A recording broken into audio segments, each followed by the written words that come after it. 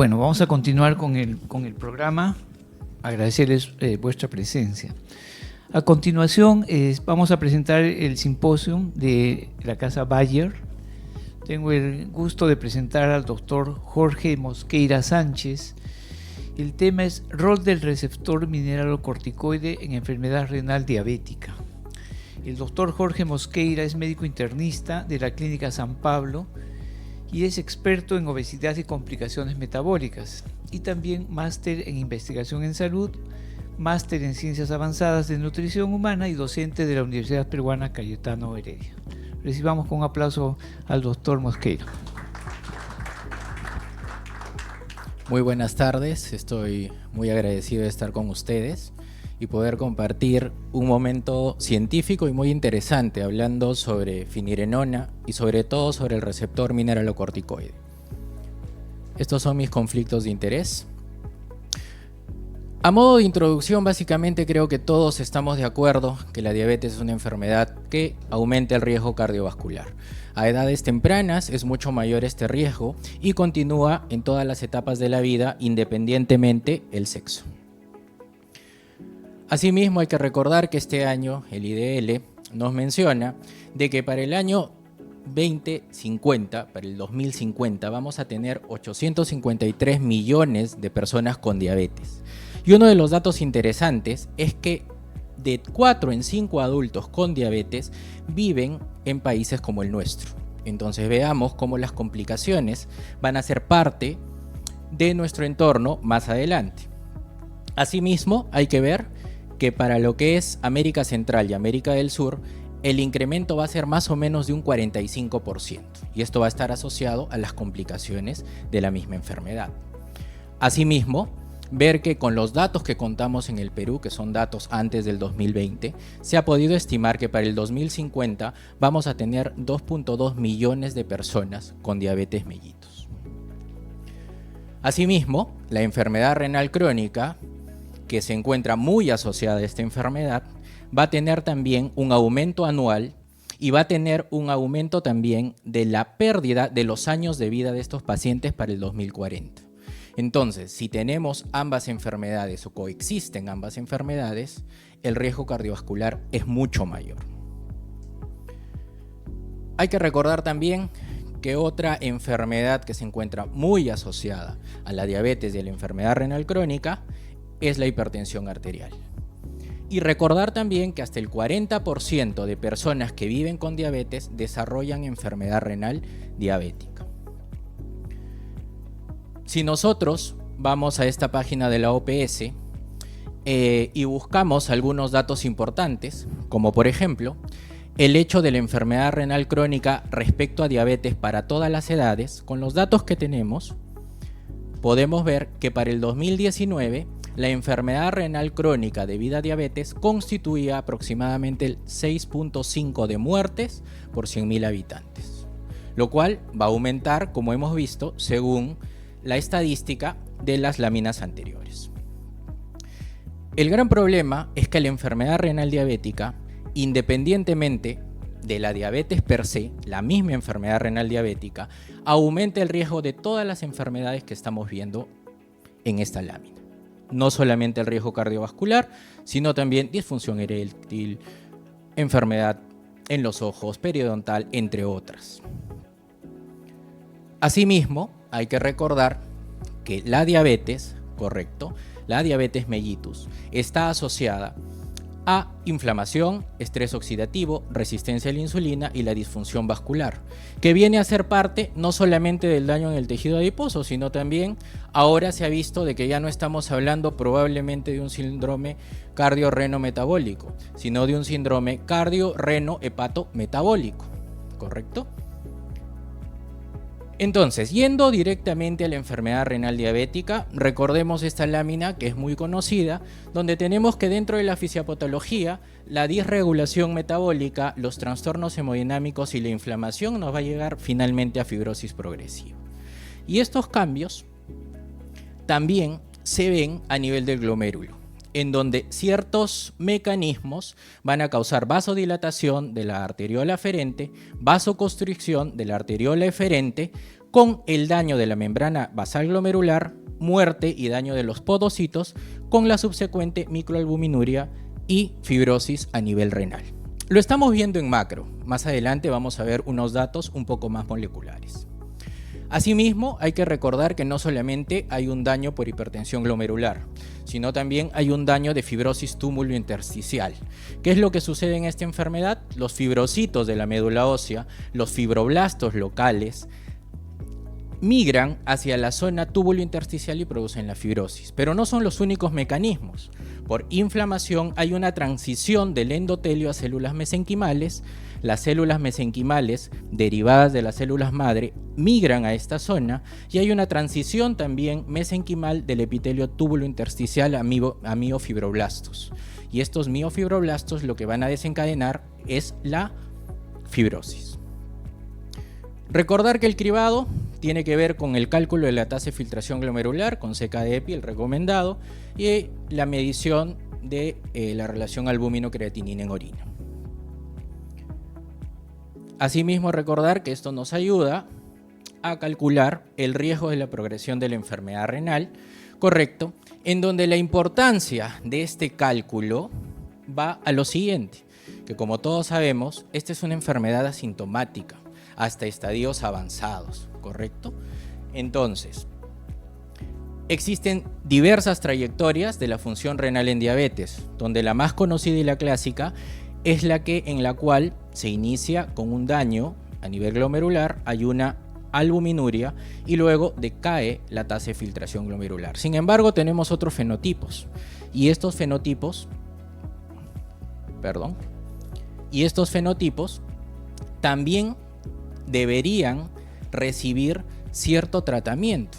Ahora ya tenemos varias moléculas que pueden actuar, ¿correcto? Pero uno de los más temidos es en el que hay un declive rápido de la función del riñón.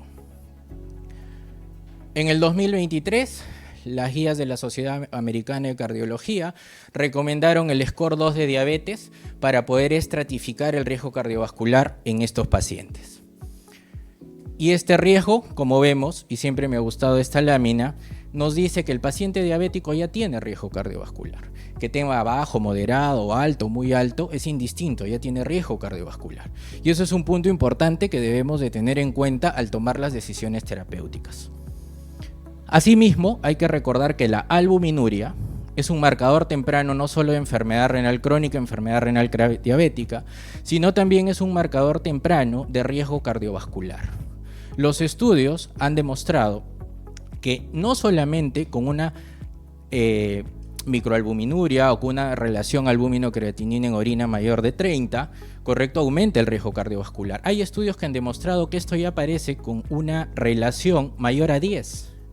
Incluso actualmente existen estudios que mencionan que este riesgo, y como lo vamos a ver en una lámina más adelante, aumenta cuando esta relación es mayor a 5.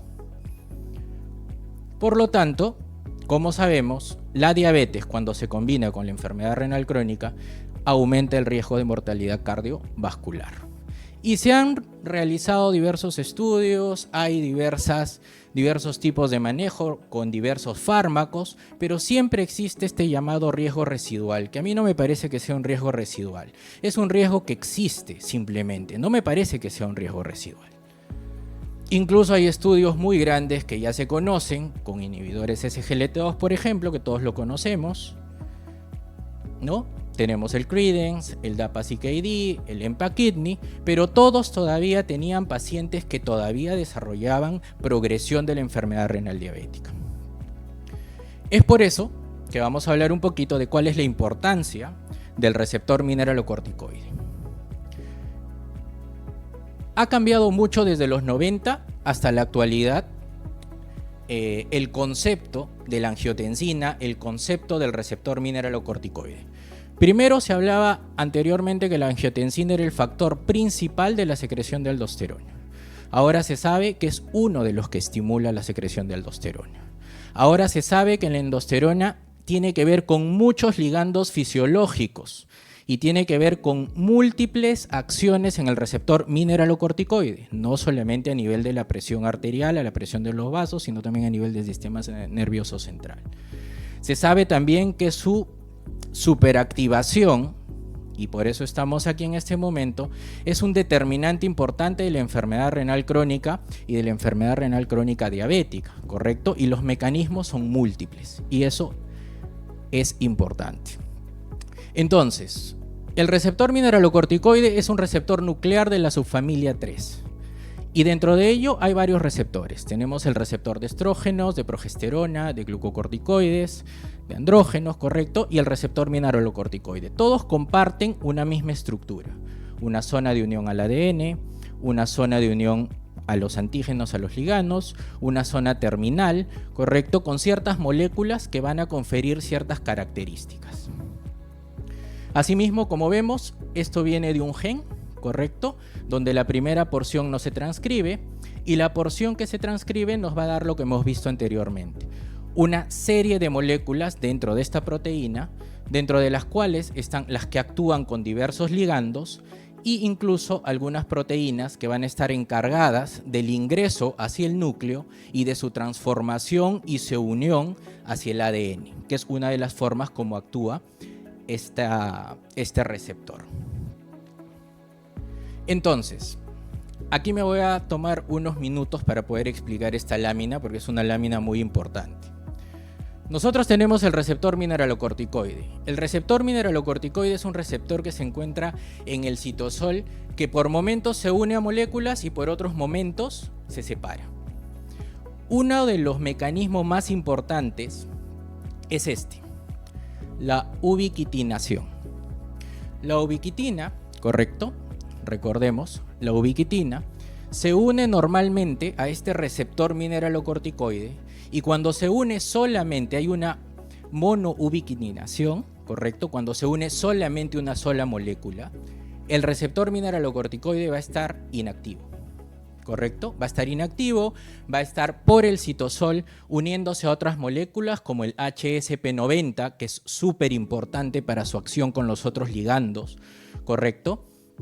Entonces va a estar libre, pero cuando se une a la ubiquitina, varias moléculas de ubiquitina se unen al receptor, este receptor va a estar activado y se va a unir a otras moléculas para su degradación en el proteosoma. Entonces, cuando este receptor, que está unido a múltiples chaperonas, dentro de ellas esta la más importante, va a actuar con diversas moléculas como esta, que va a hacer que se desligue este complejo, ¿correcto? Y con múltiples acciones, cuando ya se une la aldosterona, va a poder ingresar hacia el núcleo. En el núcleo hay muchos correguladores, muchísimos correguladores. Y estos correguladores lo que van a hacer es que se activen diversos genes para todos estos procesos, ya sea fosforilación, ubiquitinación, sumolación, lo que es la acetilación y la oxidación. Entonces, como vemos, hablar del receptor mineralocorticoide no es tan simple. Actualmente continúa en estudio.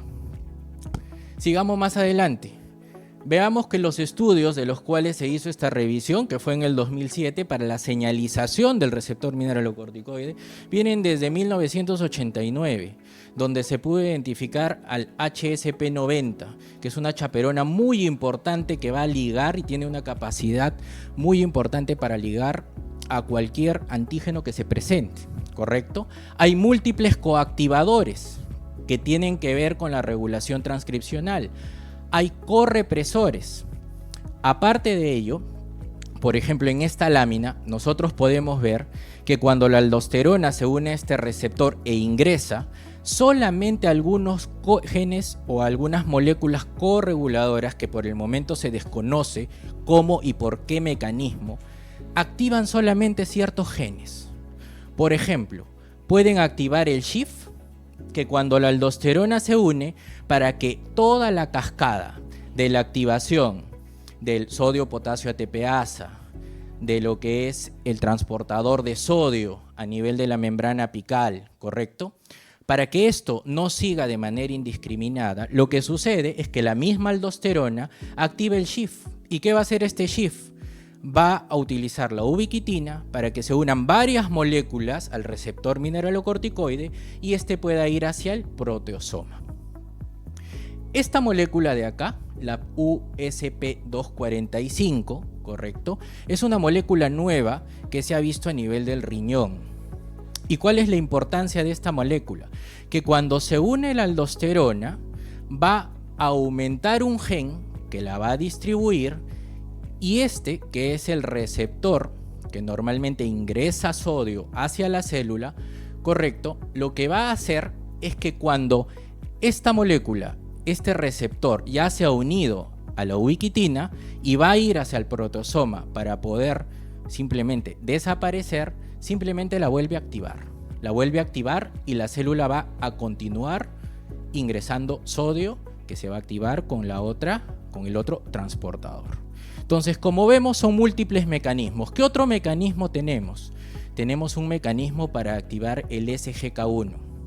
Este activador SGK1 es bastante importante también para este receptor. Entonces, todos actúan respecto a la unión de aldosterona. Y los genes se van a activar de acuerdo a cuál es la molécula que activa el receptor mineralocorticoide.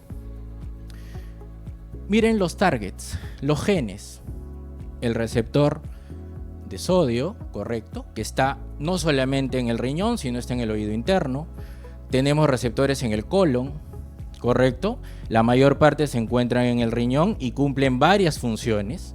Dentro de ellas, por ejemplo, tenemos vasoconstricción, de ubiquitilización, correcto, que es uno de los mecanismos más importantes que se encuentran en el riñón con esta molécula. Tenemos target de genes que van a aumentar la regulación o van a disminuir la regulación. Y esta lámina es muy interesante, porque si vemos los años, estamos hablando del 2007, recordemos que las primeras moléculas que salieron fueron espironolactona y eplerenona, ¿correcto? Y estas moléculas ya habían demostrado que al momento de unirse al receptor mineralocorticoide, sobre todo a nivel cardíaco, mejoraban el remodelamiento cardíaco.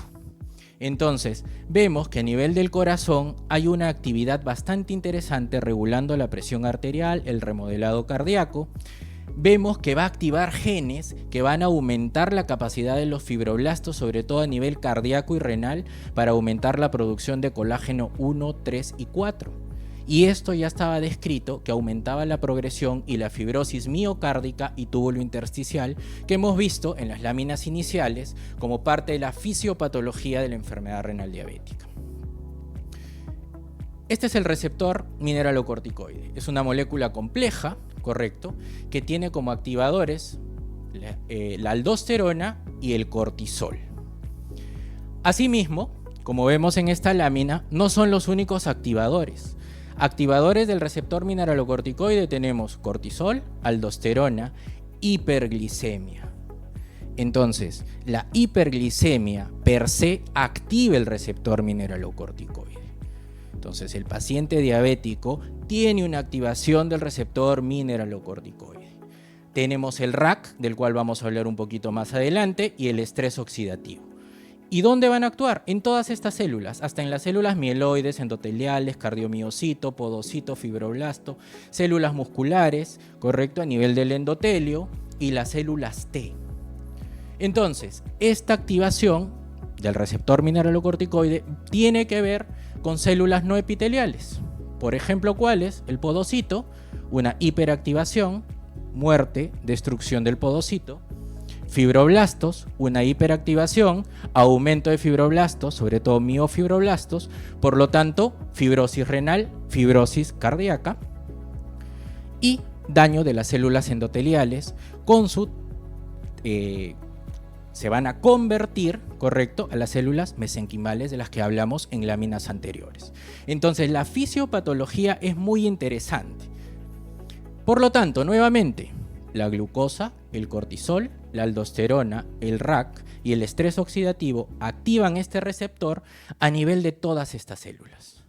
Y ahora con esta lámina vamos a ir a unas células mucho más interesantes, las células del sistema inmunitario. ¿Qué pasa con las células del sistema inmunitario? y esto es muy interesante, el receptor mineralocorticoide, la aldosterona, se une al receptor mineralocorticoide, el receptor mineralocorticoide se activa y libera interleuquina 4. Esta liberación de interleuquina 4 hace que el macrófago M0 no se diferencie en el macrófago M2, que es antiinflamatorio. Y va a proliferar el macrófago M1 y se van a liberar todas estas sustancias de inflamación, interleuquina 1, 6, TNF-alfa, entre otros. No solamente actúa a nivel del macrófago, actúa también a nivel de las células T. Al activar estas células T, crea una sobreactivación de TH1, 17 y CD8, con una disminución de las células T reguladoras. Por lo tanto, aumento de otro tipo de interleuquinas altamente proinflamatorias, que incluso tienen moléculas para ciertas enfermedades con medicamentos biológicos como la interleuquina 17, interleuquina 23, interferón gamma, TNF, alfa. Y la otra célula es la célula dendrítica. La célula dendrítica también se activa y vemos que libera la interleuquina 23, que va a aumentar la regulación de los linfocitos proinflamatorios. Entonces, la activación mediante la aldosterona del receptor mineralocorticoide activa la inmunidad de forma proinflamatoria, ¿correcto? Si es que no pasa, si es que no se activa el SHIF, recordemos que va a hacer que se unan ciertas moléculas para que se degrade. Entonces, todo está en un equilibrio. Si vemos, cada vez que se une la aldosterona hay un equilibrio, tanto para su degradación como para la activación de ciertas células. Pero vemos algo interesante, que tanto los macrófagos como las células dendríticas liberan este factor, que es NGAL. ¿Qué es el NGAL? Es una lipocaína asociada a gelatinasa de neutrófilo. ¿Y cuál es la importancia de este NGAL? La importancia es que tiene una correlación positiva entre el NGAL y la expresión del receptor mineralocorticoide en las células inmunes, particularmente en la célula dendrítica y en el macrófago. Segundo, que la producción de NGAL por las células inmunes es de suma importancia en el contexto de la fibrosis vascular inducida por aldosterona. Eso ya está demostrado, ¿correcto? Este es un artículo del 2025. Asimismo, se ha visto que este es un factor necesario para la inflamación generada por las células dendríticas. Entonces vemos que a todo nivel actúa el receptor mineralocorticoide. Entonces miren la importancia de un tratamiento basado en este receptor. Y aquí vamos a tener un pequeño resumen con otros puntos claves. Cuando la aldosterona se une al receptor mineralocorticoide, va a haber una expresión de genes que van a aumentar sustancias fibróticas, fibronectina, colágeno, entre otras. Va a generar estrés mitocondrial, que va a generar estrés oxidativo, va a actuar y va a activar la proteína quinasa 3, que finalmente lleva a la diferenciación celular y al aumento de los miofibroblastos, y por tanto fibrosis. ¿Qué más va a suceder? Va a suceder que la aldosterona se une al receptor y no solamente activa a nivel nuclear, sino puede activar otros receptores como receptores de crecimiento, que finalmente van a llevar a aumento del estrés oxidativo. Por mecanismos todavía no conocidos y que están en estudio, también se ha visto que el receptor mineralocorticoide aumenta de la actividad NADPH oxidasa. Y esta NADPH oxidasa se une al RAC1, lo activa y lo que hace es genera una superactivación del receptor mineralocorticoide. No permite que la ubiquitina se unan varias moléculas de la misma al receptor y pueda ser degradado. Y este es uno de los factores más importantes que aparentemente inducido por la hiperglicemia, correcto, lleva a fibrosis a estos pacientes. Por lo tanto, el receptor de aldosterona, el receptor mineralocorticoide, está asociado con vasoconstricción, estrés oxidativo, fibrosis, retención de agua y sodio, y con daño de esta hiperactivación no solamente a nivel renal, no solamente en la diabetes, no solamente en hipertensos, no solamente en falla cardíaca, sino también en arterias pulmonares, hipertensión pulmonar. ¿Y qué moléculas tenemos? Bueno, espironolactona, eplerenona y actualmente también tenemos afinirenona. Algunas características importantes en estas moléculas es que espironolactona y eplerenona son planas. En cambio, este tiene una conformación un poquito más espacial, es un poquito más grande. Y aparentemente esa conformación le permite ser más potente, ser más selectivo, no penetrar en el sistema nervioso central, no tener efectos adversos tan grandes, tener un efecto mínimo en la presión arterial y tener una vida media corta. Entonces, cuando se utiliza finirenona, si el paciente deja de tomar una dosis, al día siguiente ya no está funcionando la medicación. Entonces, si hablamos de que finirenona es un antagonista del receptor, va a disminuir el estrés oxidativo, por lo tanto la inflamación, y por lo tanto vamos a cuidar el podocito, las células vasculares y miocárdicas, el corazón. Entonces, yendo de la fisiología a la fisiopatología, terminamos con estudios importantes. Estudios que demuestran, como el Fidelio, el Fígaro y el Fidelity, que muchos ya los deben de conocer, es simplemente como un repaso, que son estudios que han permitido demostrar, con el Fidelio, que fue el primer estudio, que había una disminución de la progresión de la enfermedad renal crónica cuando se utilizaba finirenona.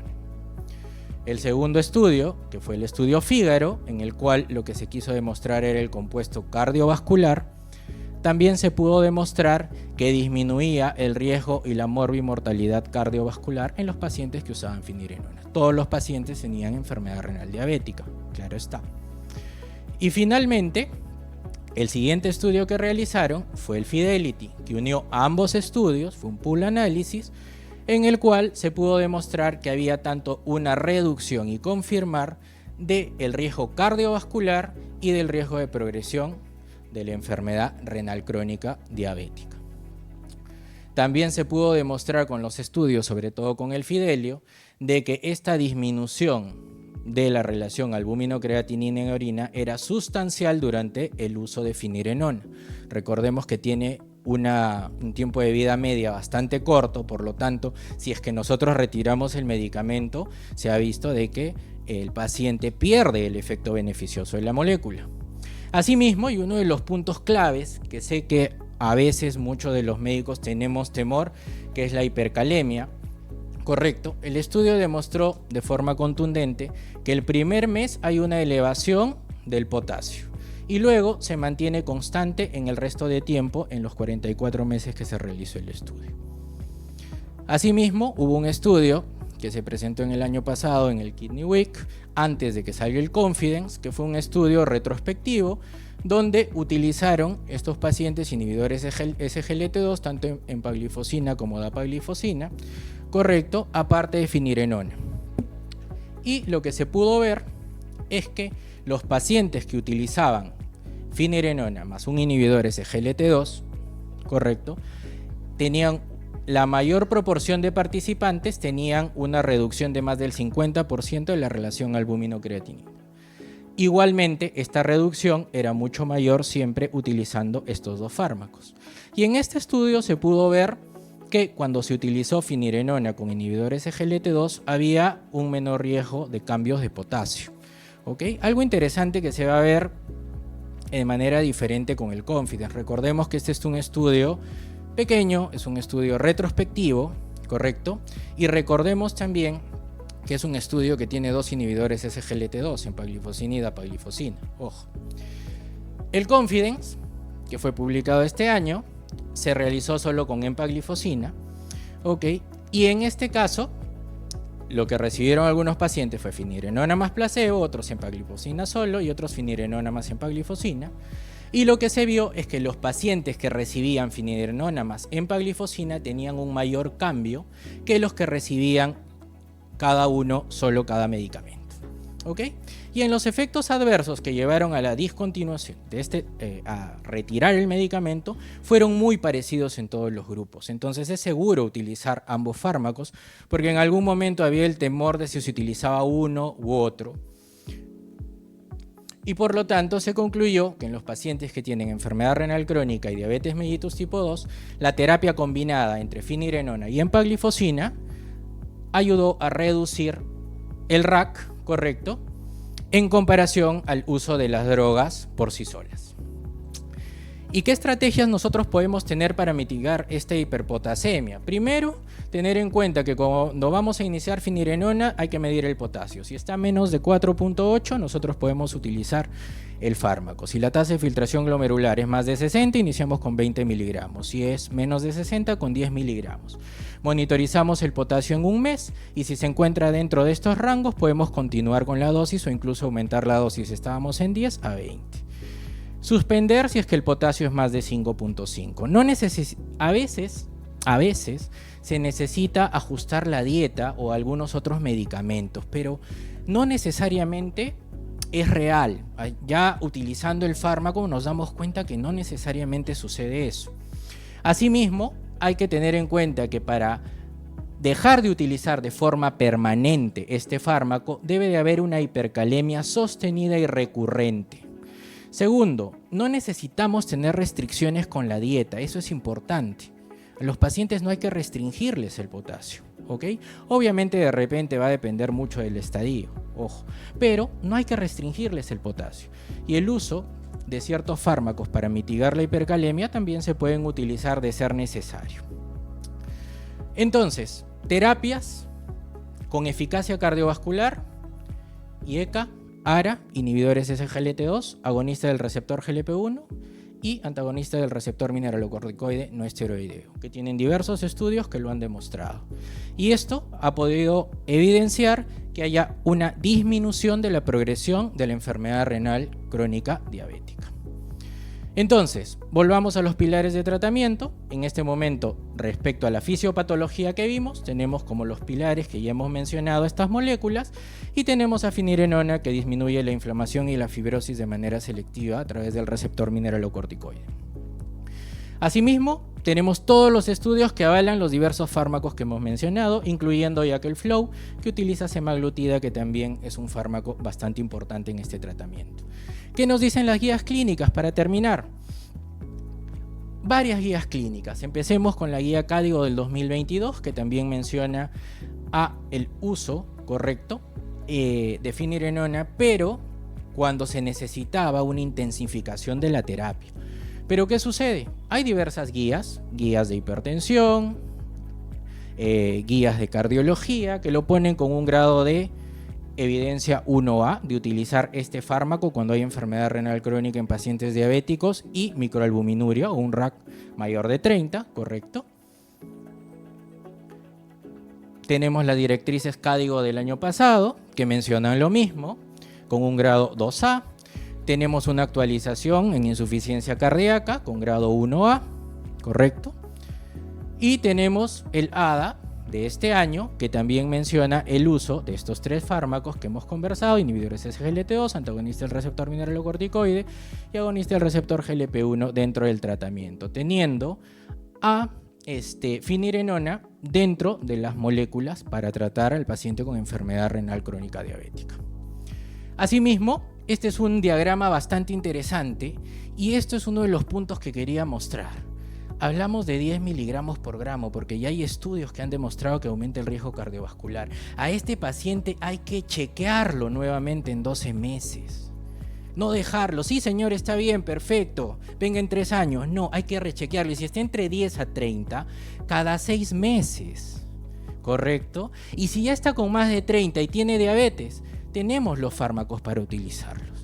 Ahora utilizamos todos juntos, uno por uno, eso lo vamos a ver más adelante. La guía de Canadá, por ejemplo, es bastante interesante, porque como todas recomienda que cuando el paciente es diagnosticado de diabetes hay que medirle la creatinina y hay que medirle el RAC, ¿correcto? Asimismo, deberíamos de calcularle el CAFRI. Aparte del CAFRI, que nosotros sabemos que se sugiere para pacientes con diabetes y enfermedad renal crónica en estadios 3 a 5 para predecir el riesgo de enfermedad terminal. Dentro de los próximos 5 años medimos el escordado de diabetes. Entonces ya tenemos bastantes armas para medir el riesgo cardiovascular en nuestros pacientes. Y eso me pareció interesante, la guía de Canadá. Enfermedad renal crónica, tasa de filtración glomerular menor a 60, más o menos el RAC mayor de 30 en otras unidades, obviamente. Pero nefropatía diabética, cambian el orden. microalbuminuria, ¿correcto? Más o menos una tasa de filtración glomerular menor a 60. Entonces, a estos pacientes hay que tratarlos. Y este diagrama es muy interesante. ¿Por qué? Porque en esta guía ya nos mencionan que con 5 aumenta el riesgo cardiovascular. Ya no con 10. Con 5 ya hay estudios que demuestran que con 5 de RAC el riesgo cardiovascular incrementa. La pregunta es, ¿estamos haciendo las cosas bien? Recordemos que una intervención temprana disminuye el riesgo de falla renal y a pesar de toda esta evidencia que muestra la guía canadiense, me llamó mucho la atención que todavía coloca en la cúspide a los inhibidores SGLT2, el finirenona y los GLP-1. Me llamó mucho la atención. Y eso me lleva a analizar un poco. La guía es guía, ¿correcto? Las decisiones las tomamos nosotros. Habrán pacientes que no necesitan esperar que lleguemos a esa cúspide y nos ponen sus directrices. Asimismo, ellos mismos nos mencionan que estas 4 drogas no sabemos cómo utilizarlas, si todos desde el inicio, si empezar de manera secuencial. Incluso los británicos se unieron, justamente nuestros colegas de endocrinología con los nefrólogos, y dijeron, no hay que demorar en la titulación. Si tenemos un paciente, ellos colocan la titulación en el paso 2 a los RAS, inhibidores SGLT2 y estatinas, pero no hay que demorar en cambiar la medicación o aumentar la medicación. Entonces se implementaron enfoques teóricos de los pilares. Un enfoque tradicional en el que espero, inicio 1, espero 3 meses. Si no funciona, continúo, pero perdemos tiempo. El enfoque de secuencia rápida. A todos los pacientes les inicio los 4 fármacos. Pero también no está bien porque no estamos evidenciando, no estamos viendo el riesgo de la enfermedad. Por lo tanto, lo que se busca es un enfoque acelerado basado en riesgo. Y este enfoque acelerado basado en riesgo nos va a llevar a tomar la decisión de cómo iniciar. De repente iniciamos con una secuencia rápida, si es que el paciente lo amerita, o de repente de una forma acelerada. Y obviamente chequeando al paciente cada cierto tiempo. Entonces, este estudio de estimación de los efectos del tratamiento es muy importante. No fue un estudio en pacientes, fue solamente un estudio analítico de estimación. Y lo que se puede ver es que utilizando los 3 fármacos, ¿correcto?, añadiendo a los inhibidores del RAS, se disminuyen los outcomes, la hospitalización por falla cardíaca, la muerte cardiovascular, la progresión de la enfermedad renal y la mortalidad por todas las causas. Entonces, utilizar este armamento que tenemos nos va a ayudar a prevenir los cambios estructurales y los cambios a nivel glomerular y túbulo intersticial. Cada fármaco tiene una forma de actuar, no todos actúan igual. Ya hablamos del receptor mineralocorticoide, que es un mundo, y solo tenemos un fármaco que actúa a ese nivel. Por lo tanto, la terapia combinada basada en riesgo es lo mejor que nosotros podemos hacer y de forma temprana. Y me quedo con esto, porque ya estamos llegando al final. Me quedo con esto. Esta es la única guía, que es la guía práctica de la Sociedad Española de Nefrología, que me encantó. De todas las guías europeas, americanas, canadienses, británicas, incluso la australiana, que también la revisé, esta es la única que coloca como primer línea de tratamiento, obviamente basada en riesgo, a nuestros 4 fármacos, incluyendo las estatinas. Entonces, ¿para qué demorar? Obviamente, apliquemos el CAFRI, apliquemos el score 2 de diabetes y tomemos la decisión, porque tal vez no todos necesitan los 4, pero hay que aplicar el riesgo. Incluso nuestros amigos los cardiólogos en el 2023, dentro de sus mandamientos, dijeron que si el paciente tiene diabetes y enfermedad renal crónica, deben ser tratados con ambos fármacos y no necesitaron del Confidence. ¿Y por qué es importante este manejo holístico? Con medicamentos que modifiquen la enfermedad por esto. La diabetes me quita 6 años de vida. La diabetes y enfermedad cardiovascular, cualquiera que sea, me quita 12 años. Y la diabetes con enfermedad renal crónica temprana, ni siquiera estamos hablando tardía, me quita 16 años de vida. Por lo tanto, hay que recordar que la diabetes es una condición de alto riesgo cardiorrenal. Siempre hay que medir tanto la tasa de filtración glomerular como el cociente albúmino-creatinina Sabemos que a pesar de los tratamientos actuales, tenemos todavía riesgo cardiorrenal a pesar de estos 4 fármacos que los podemos combinar. El paciente todavía tiene progresión de enfermedad renal crónica. Finerenona específicamente actúa a nivel de inflamación y fibrosis por el antagonismo a este receptor mineralocorticoide. La terapia combinada individualizada basada en riesgo es la recomendación actual. Y muchas gracias.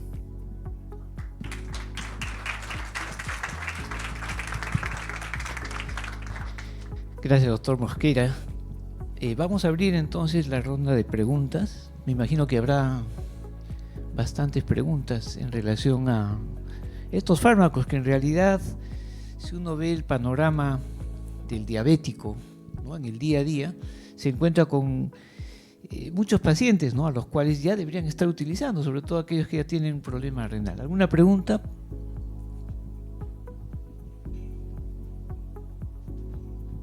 Buenas tardes, doctor, felicitándolo por su exposición y rescatando un concepto que dijo mi colega nefróloga en la mañana, ¿no? El paciente diabético tiene corazón y tiene riñón, y el paciente renal tiene corazón y también tiene riñón. Nosotros como nefrólogos sabemos que parte del seguimiento es hacer el CAFRE, ¿no?, para ver la progresión de enfermedad renal, y es algo que se puede sacar fácilmente. Ahorita se está haciendo con las guías Mosare que estamos haciendo en salud, sobre todo en atención primaria, pero también tenemos la Sociedad de Cardiología que nos ayuda con SCORE para ver la progresión de evento cardiovascular y mortalidad, ¿no?, por esas causas. Ahora mi pregunta es, no sé, porque también este medicamento se utiliza en insuficiencia cardíaca y sabemos que mucho de nuestra población renal tiene problema cardíaco. Entonces yo me pregunto, ¿hasta cuándo utilizar finerenona si nosotros tenemos ahorita una población de pacientes que reciben terapia de reemplazo renal y sigue siendo pacientes con insuficiencia cardíaca, siguen siendo diabéticos, y hay una población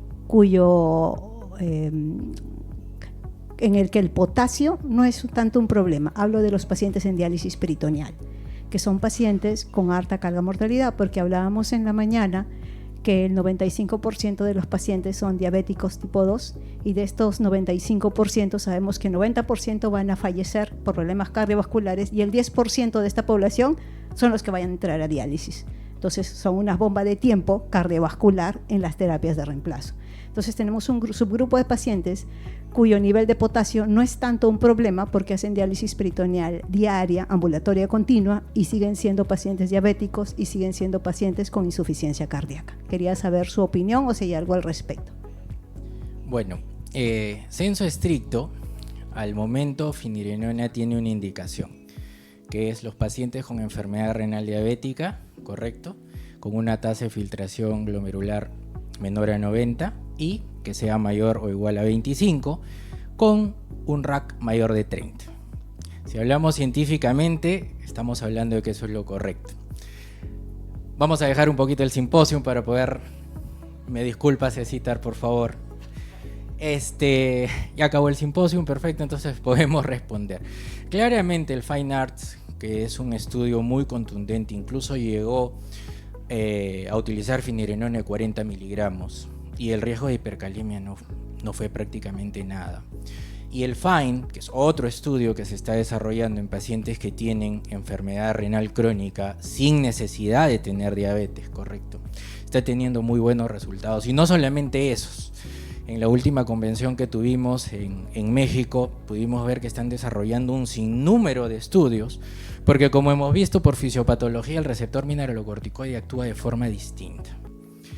Y justamente ahí se me viene a la cabeza, el paciente con enfermedad renal crónica en hemodiálisis, obviamente el riñón ya no funciona, entonces los receptores en los cuales va a actuar el receptor mineralocorticoide pues no van a causarme incluso hipercalemia, eso es lo primero que yo pienso. Pero se ha demostrado que actúa a nivel de otras células, a nivel del corazón, a nivel vascular, a nivel inmunitario, ¿correcto? Que a nivel inmunitario actualmente se está tratando de reconocer de forma importante, porque como hemos visto, activa el macrófago, activa la célula dendrítica y activa los linfocitos T y disminuye las T reguladoras. Entonces la inflamación es bárbara en estos pacientes. En mi opinión, yo creo que en algún momento se va a llegar a utilizar. Porque es un fármaco que, al actuar en el receptor mineralocorticoide, como dije, tiene diversos modos de acción. Y como hemos visto, la hiperactivación de este receptor no solamente es por la hiperglicemia. Hay diversos factores, hay múltiples factores, incluyendo ese RAC1 que mencioné que se activaba con el NADPH oxidasa. Se sabe que la hiperglicemia es uno de los activadores, pero hay muchos activadores, incluyendo la misma inflamación. Entonces yo creo, personalmente, que en un futuro los estudios podrían demostrar que sí podríamos utilizarlo, independientemente de lo que tenemos en este momento, ¿no? Como evidencia. Doctor Mosqueira, ¿qué tal? Muchas gracias por su ponencia. Mencionó, bueno, los 4 pilares, ¿no? Claramente que la guía española incluso lo ha puesto de manera un poquito más clara, más esquemática en todo caso, bajo esa pirámide, ¿no? Ahora, cuando se utiliza, por ejemplo, SGLT2 con finerenona, ¿tiene que haber alguna corrección en cuanto a la dosis, debido a que ambos podrían tener un efecto similar? Y entiendo que también disminuye la posibilidad de hipercalemia, que de por sí es bajo, ¿no? Por lo que ha mencionado. No hay ninguna consideración. En el Confidence incluso se vio de que era muy sencillo utilizar ambos. Obviamente el Confidence habla solamente de empaglifosina. Mencioné el estudio retrospectivo que se realizó en Estados Unidos porque ellos utilizaron tanto, los pacientes con los que compararon utilizaban tanto empaglifosina como dapaglifosina. Y hay un estudio in vitro que se realizó mucho antes que utilizó canaglifosina.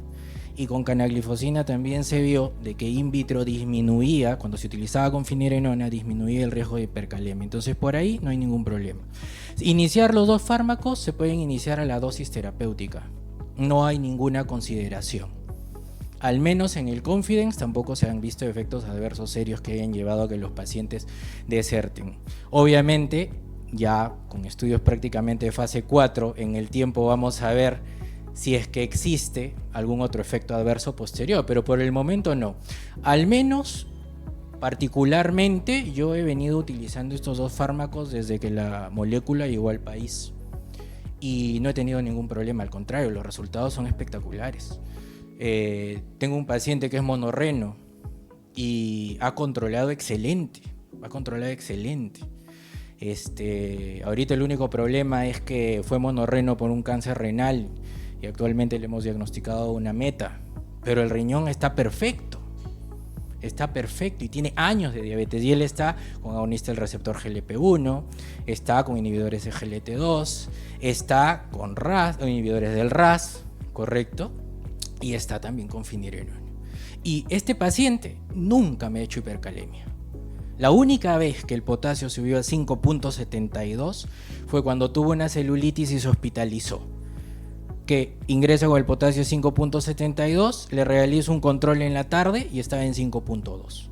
No necesité retirarle el fármaco ni siquiera durante la hospitalización, porque durante la hospitalización también he continuado el tratamiento. A pesar que muchas veces, como yo soy médico tratante en la clínica, a veces el paciente ingresa a UCI y en UCI le quitan todo, le quitan la finerenona, le quitan todo. Entonces, no, después de eso, cuando sale de UCI, le coloco nuevamente la medicación porque el paciente debe continuar. Bueno, para terminar, una pregunta mía. Hay trasplantados. ¿El uso en los pacientes trasplantados de la terapia para el trasplante tiene un espacio o va a tener un espacio? La verdad que no tengo esa respuesta. Ok. Si la tuviera, yo creo que sí. Va a haber. Yo creo que sí. Pero no tenemos ninguna evidencia y el trasplantado también es un mundo. Es un mundo aparte, como ustedes lo deben saber, así que creo que mi opinión al respecto todavía me la reservo hasta que tengamos más evidencia. Ok. Bueno, agradecemos. Un aplauso para el doctor Mosqueira. Gracias, laboratorio. Muchas gracias. Bayer, por el simposio. Sonia.